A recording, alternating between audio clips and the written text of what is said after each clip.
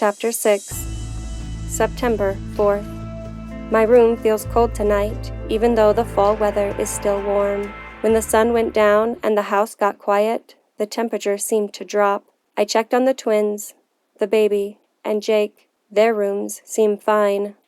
I'm writing in the corner of my room, by the light of the full moon, with a dull pencil. Jake came in and handed me his ragged blanket, the one thing he brought with him when he came to this house. I was too afraid to say no, and too afraid to take it from his hands.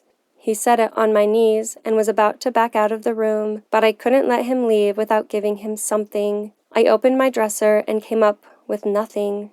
I've kept so little over the years, made sure not to get attached. I only had one thing, my Descendant amulet.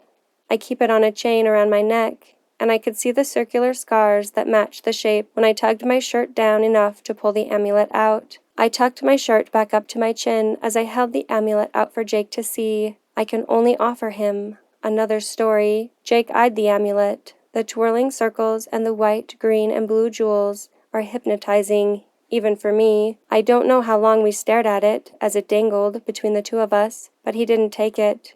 He touched it for one instant, letting his finger still the spinning circles, and then he slipped back into the hall, leaving me staring at a piece of myself, my compass. The angels wanted to keep their descendants from being lost and alone. They rewrote their DNA to include the ability to create a compass. The compass is an amulet that points the way for a bonded guardian. Once the guardian is bonded, their DNA is tethered to the compass. The guardian is always able to find their descendant, no matter where they are. When the guardian holds the compass in the palm of their hand, the jewels line up, directing the guardian to their descendant. I almost put the amulet in Jake's palm, just to see, just to be sure, but it can't be him. Could it? Is it possible I made Jake the way he is? Or even if it is someone else, could I have hurt them as badly? I cannot bear the thought, so I'm holding my own amulet and Jake's blanket, knowing this compass will never be my guardian's guide. Gabriel Tuor. Gabe sat silently in the kitchen, balanced on the edge of a chair. The legs creaked as he shifted his weight. Abigail Nelson worked quickly, with experienced hands. He could feel the cool brush of her fingers against his skin. He'd found the Fenris a second time. There had been more. He'd let them get too close. He had 3 long rips in his skin, stretching from his left shoulder blade down to his ribcage on the opposite side. The rips were black and swollen. The claws of the Fenris were tipped with poison that slowed the healing process of a descendant or guardian. "Tell me what happened," Abigail said softly. She pulled a blade from the flame on the gas stove and used it to remove the largest chunks of blackened skin. She moved without flinching. Gabe hesitated. She deserved good news. The air left his lungs, causing his shoulders to sag slightly. He brought no good news. It was empty. Gabe told the truth, even though he could sense how it hurt her. "I don't know how they're finding them before us. Something's changed. I'm close behind them, but the Fenris wait for me." He meant the last sentence to encourage her, but her fingers tightened on his bare shoulder. She tried to cover it up by turning away from him. "I saw when the light disappeared," Abigail spoke like the words didn't have the strength to come out. "I can see their aura, the light glowing bright white, but the shadows move in so quickly, I can't see where they come from. All I can do is watch."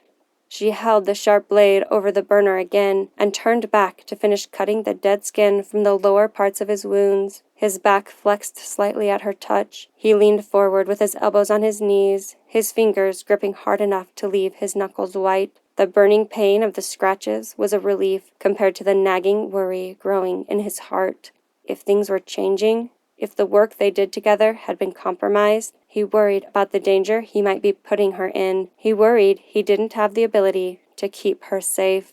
Abigail held his arm, brushing softly against his bicep as she cleaned the wound with a rag, warm water dripping over his shoulder and down his chest.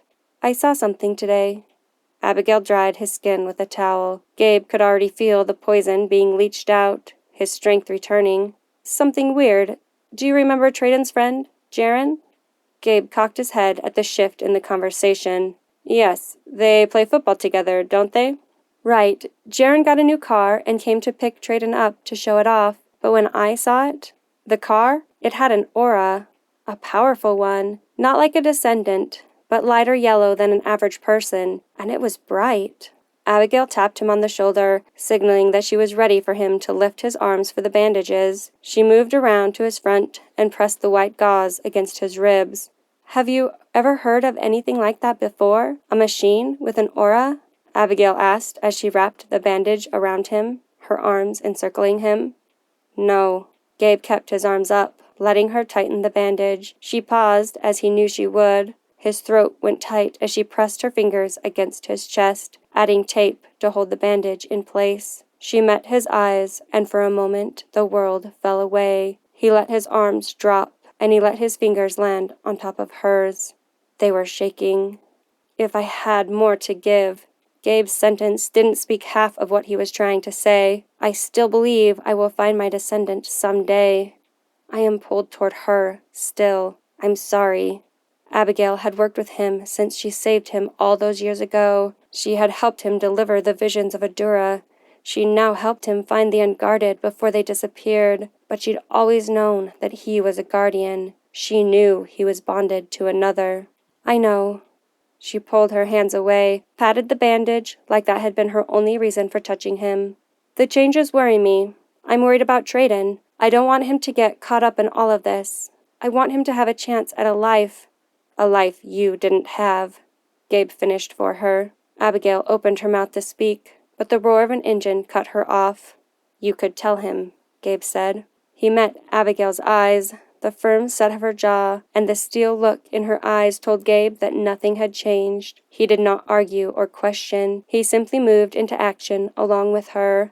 Abigail dropped the heated knife into a bowl of water in the sink with a sharp, sizzling sound. Gabe grabbed a white t-shirt crumpled on the counter and pulled it over his head, covering the bandages. He used the towel to wipe up the floor around the chair. Picking up pieces of discarded, dead skin, he wadded up the towel and forced it into the metal garbage can, closing the lid with a clank. With a final flick, Abigail covered Gabe's upper body with a thin cloak of plastic used for cutting hair and pulled the cutters from a drawer. She turned the clippers on just as Treadon opened the front door.